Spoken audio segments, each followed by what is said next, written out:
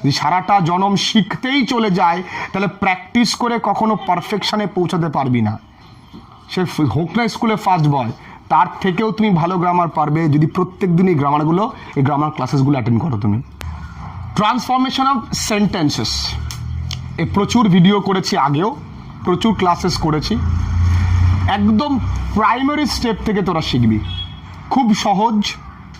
আজকে সবার আগে তোরা জান যে সেন্টেন্স কিন্তু 5 প্রকার অ্যাকর্ডিং টু ফাংশন। কি তাহলে অ্যাকর্ডিং টু ফাংশন মানে আমরা জানি কাজ। সেন্টেন্স ক প্রকার? 5 প্রকার। কিন্তু যদি অ্যাকর্ডিং টু স্ট্রাকচার হয় তাহলে সেন্টেন্স ক প্রকার? 3 প্রকার। কি? সিম্পল, কমপ্লেক্স, কম্পাউন্ড, যেটা আমরা আগের ক্লাসগুলোতে করেছি, ট্রান্সফরমেশন যেগুলো বলে, যেখানে আমরা দেখেছি যে practice will play the most important role. তো এই 5 প্রকার সেন্টেন্স কি কি? Assertive sentence, exclamatory sentence, optative sentence, interrogative sentence, এগুলো 5 প্রকার বাক্য। এগুলো থেকে একটা থেকে আরেকটাতে ট্রান্সফর্ম করতে বলে। আজকে যেটা ট্রান্সফর্ম করব আমরা সেটা হচ্ছে কোন সেন্টেন্স থেকে আসবো আমরা? আজকে এক্সক্লামেটরি সেন্টেন্স থেকে, এক্সক্লামেটরি সবাই খাতা বের করে লিখবে, টু অ্যাজার্টিভ সেন্টেন্সে আসবো অথবা স্টেটমেন্টে আসবো। অ্যাজার্টিভে আসবো অথবা স্টেটমেন্টে আসবো। এই একটা ক্লাস করলে এই রিলেটেড কোনো গ্রামার তোমাদের আর প্রবলেম হবে না। মন দিয়ে তোমরা শোনো। এক্সক্লামেটরি সেন্টেন্স মানে বিস্ময়বোধক বাক্য, যে বাক্যের শেষে ল্যাংচা বোধে চিহ্ন থাকে। আর অ্যাজার্টিভ সেন্টেন্স মানে বিবৃতিমূলক বাক্য, যে বাক্যের শেষে শুধু বোধে থাকে, মানে ফুল স্টপ। তাহলে আমরা অ্যাকচুয়ালি কি করছি? উই আর ট্রান্সফর্মিং আ ল্যাংচা বোধে ইনটু বোধে। Very interesting. তাহলে এক্সক্লামেটরি সেন্টেন্স থেকে অ্যাজার্টিভ সেন্টেন্সে আমরা করছি এর উল্টোটা, যেটা ভাইজে ভার্সা বলে। আসলে উচ্চারণ ভাইস ভার্সা নয়, ভাইজে ভার্সা। কি? ভাইজে ভার্সা, সেটা আমরা করবো। মানে অ্যাজার্টিভ টু এক্সক্লামেটরিও কিন্তু আমাদেরকে শিখতে হবে। খুব সোজা, দেখে নাও। যদি আমরা উদাহরণ সহযোগে বুঝি তাহলে ভালো লাগবে। What a beautiful girl she is. শেষে ল্যাংচা বোধে আছে। Number 2, how wonderful the sight, SIGHT, sight is. আবার ল্যাংচা বোধে আছে। হোয়াট এ হট ডে, আবার ল্যাংচা বোধে আছে। এই 3টে যদি তুমি নিয়ম শেখো, 3 ধরন যদি তুমি শেখো, তুমি পারবে। কিরকম? আমি এটা আছে কোন বাক্যে? Exclamatory sentence. আমি করব কি? অ্যাজার্টিভ বা statement. Put down your hand. এই বাক্যের সাবজেক্টটাকে, what a beautiful girl she is, মানে কি সুন্দর মেয়ে সে। তাহলে এই বাক্যের সাবজেক্টটাকে, তাহলে আগে কি লিখবো? এরপরে কি লিখতে হয়? ভার্ব, তাহলে ইজ। এরপরে ডিটারমিনারটাকে এ। এই হোয়াটের জন্য তোমাকে লিখতে হবে ভেরি। পড়ে থাকে কি কঠিনে? She is a very beautiful girl. কঠিন নেই, পারলাম। একই রকম how wonderful the sight is, কি সুন্দর দৃশ্যটা। তাহলে the sight is very wonderful. The sight is very wonderful. কঠিন। এই হাউ আর হোয়াটের জন্য তোমাকে আনতে হচ্ছে ভেরি অথবা so. What a hot day, দেখো এই বাক্যে সাবজেক্ট নেই, এই বাক্যে সাবজেক্ট নেই। হি, শি, ইট, এগুলো কিছু নেই। তো আমাকে তখন দিন, এটা ব্যক্তি না বস্তু, এটা ব্যক্তি তো নয়, তখন কি লিখবো? ইট। দেখো ভার্বও নেই, সাধারণত প্রেজেন্ট টেন্সেই হবে। এক্সক্লাইম যখন আমরা করি সবসময় প্রেজেন্ট টেন্সেই করি। তাহলে আমাকে ধরে নিতে হবে কি? It is. তাহলে ডিটারমিনার আছে এ। এই হোয়াটের জন্য ভেরি, হট,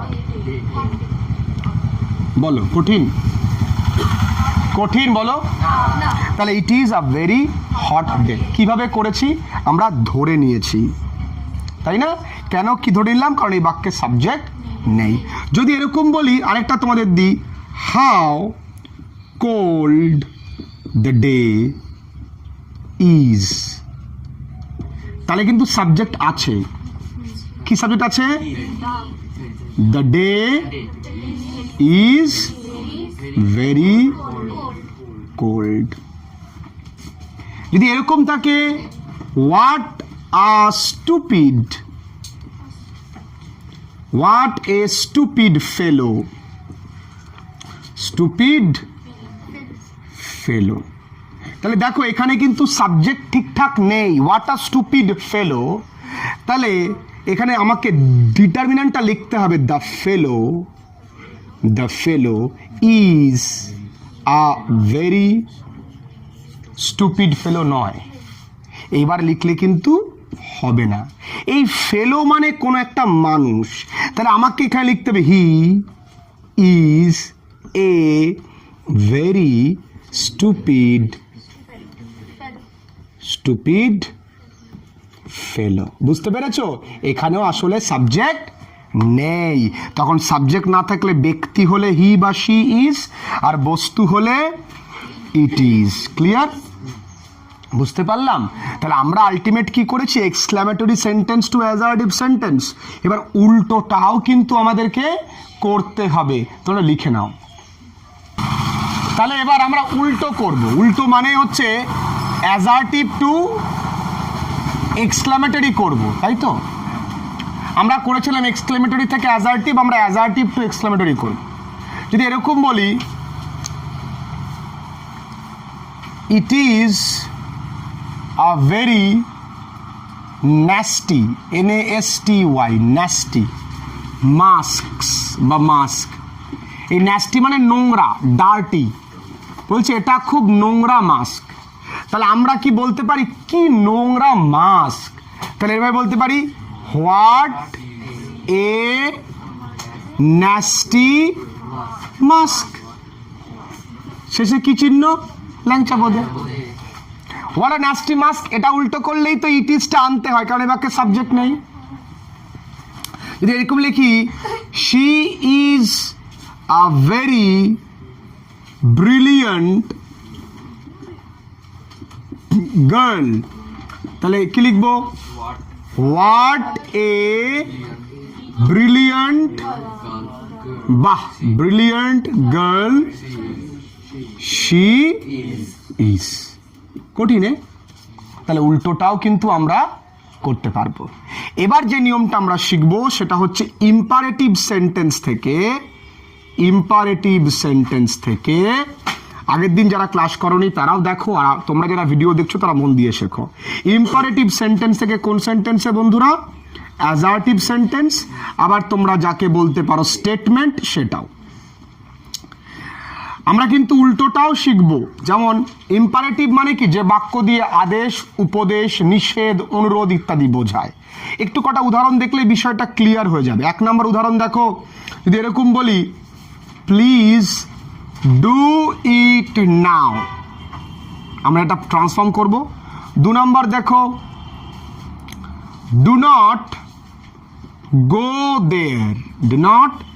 গো দেয়ার এটাকে আমরা ট্রান্সফর্ম করব শুধু যদি বলি ওপেন ইট তাহলে এটাকে আমরা ট্রান্সফর্ম করতে পারবো তাহলে দেখো খুব সোজা এই যদি প্লিজ আর ডু নট থাকে তোমরা শুরুতেই লিখে নেবে ইউ আর আমরা ভয়েস চেঞ্জের সময়ও করেছি ইউ আর রিকোয়েস্টেড টু কিন্তু ডু নট থাকলে সেম শুধু নট টু তারপর আবার যা আছে তাই ডু ইট নাও তাহলে পুরো উত্তর কি দাঁড়াচ্ছে প্লিজ বা ডু নট থাকলে কি লিখবো you are requested to do it now you are requested not to go there শুধু ওপেন আছে তাহলে কি দাদা আমি রিকোয়েস্টেড লিখতে পারি না পারো শুধু যদি ওপেন থাকে অর্ডারও লেখা যায় অ্যাডভাইসডও লেখা যায় তাহলে আমি কি লিখতে পারি you are ordered to open it আমি যদি এখানে ডু নটের জায়গায় যদি লিখি ইউ আর ফরবেড টু লেখা যায়, তবে ফরবেড লিখলে নট লেখা যাবে না, তাই তো। আমি যদি এখানে ডু নটের জায়গায় লিখি ইউ আর অ্যাডভাইজড টু, তাও হবে, কোনো ব্যাপার না।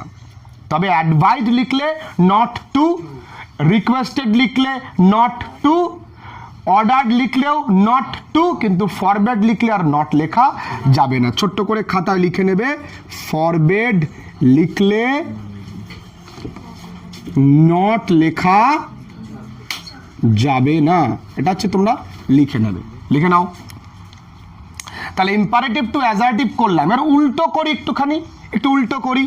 আচ্ছা এরকম করি, ইউ আর, ধর এরকম হয়েছে, forbade to walk in the San, walk in the সান। আচ্ছা ফরবেড মানে কি নিষেধ করা, ফরবেড মানে কি আসবে, ডু নট। তাহলে পড়ে আছে কি walk in the sun, do not walk in the sun. যদি এরকম থাকে, আচ্ছা যদি এরকম করে, you are requested to solve it, তাহলে রিকোয়েস্ট মানে কি প্লিজ, তাহলে প্লিজ সলভ ইট। বলো এ কি কঠিন, এ তো জন্মের সোজা, জাস্ট একটু চোখ বুলিয়ে নিলেই কিন্তু আমরা করতে পারি, পারি তো, লিখে নাও। আমরা তাহলে অ্যাফার্মেটিভ সেন্টেন্স থেকে